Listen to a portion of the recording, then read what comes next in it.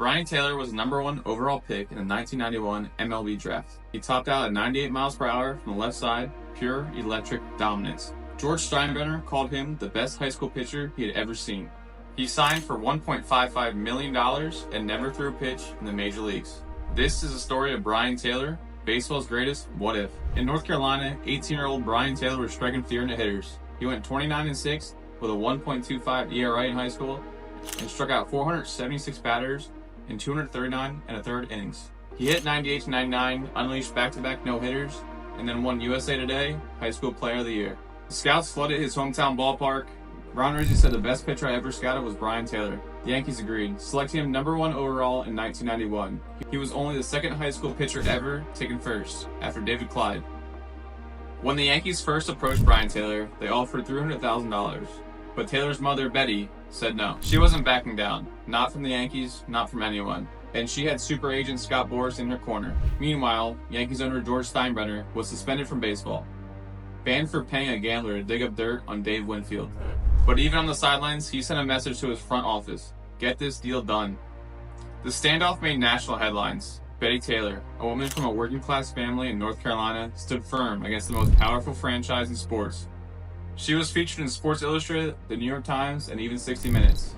Eventually, they signed for $1.55 million, at the time the largest signing bonus in MLB draft history. Taylor posed with Yankees GM Gene Michael. His future looked like destiny. In 1992, Brien Taylor made his pro debut in High A Fort Lauderdale.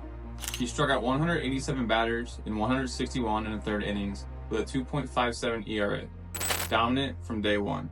The following year in Double A Albany, he logged 150 strikeouts in 163 innings and went 13-7 with a 3.48 ERA. He was named Baseball America's number 1 overall prospect. But the Yankees chose to keep him in the minors, not because of performance, but development. Taylor had electric stuff, but he was still raw on the field. The Yankees specifically wanted him to improve on his pickoff move, manage the running game, and sharpen his command. The Yankees saw Taylor as a long-term ace, not a short-term stun. He was just 20 years old. There was no reason to rush him to the bigs. He was likely headed to AAA in 1994, and maybe the Bronx after that. But in the offseason, fate had other plans. December 1993, Brien Taylor was back home for the offseason. His stock was sky high. The Yankees were preparing to move him to AAA. The big leagues were within reach. But one night, his brother got into an altercation, and Brien, loyal, soft-spoken, fiercely protective, stepped in. Accounts vary, but most agree. Taylor went to confront the men who had assaulted his brother. A fight broke out. Brien threw a punch, missed, and fell, landing hard on his left shoulder. The injury was catastrophic. A torn labrum, a capsule rupture. Renowned surgeon Dr. Frank Jobe, the same man who pioneered Tommy John surgery, called it one of the worst injuries he'd ever seen. Just like that, the left arm that had electrified scouts was never the same again. That's when my life started going downhill, Taylor later admitted. No alcohol, no drugs, I was just trying to help family.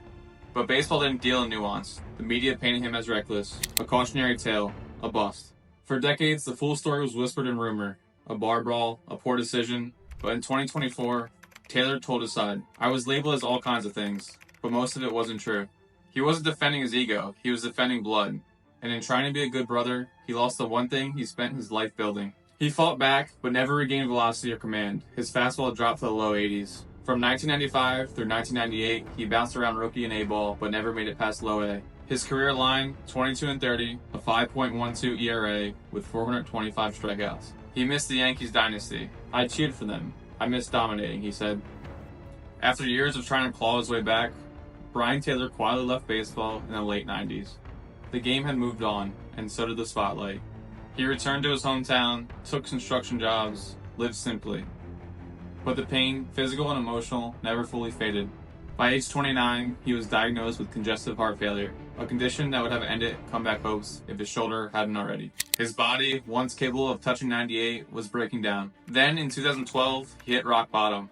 Taylor was convicted for his role in a cocaine distribution conspiracy and sentenced to 38 months in federal prison. For the fans who remember the humble, flame-throwing teen from the early 90s, it was a heartbreaking turn.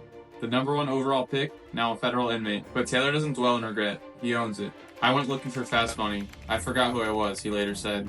But I came back. I got myself together. Today, at 53, Brien Taylor is calm, grounded, and reflective. In 2024, he gave his most open interview ever on the Paper Boys podcast, finally telling the full truth behind his rise and fall. I thought I was just a ball player, and when that ended, I felt like I was nothing. Now he works, stays active, and mentors youth in his hometown. Not as a coach teaching mechanics, but as a voice teaching resilience. I tell kids now, you've got to separate who you are from what you do.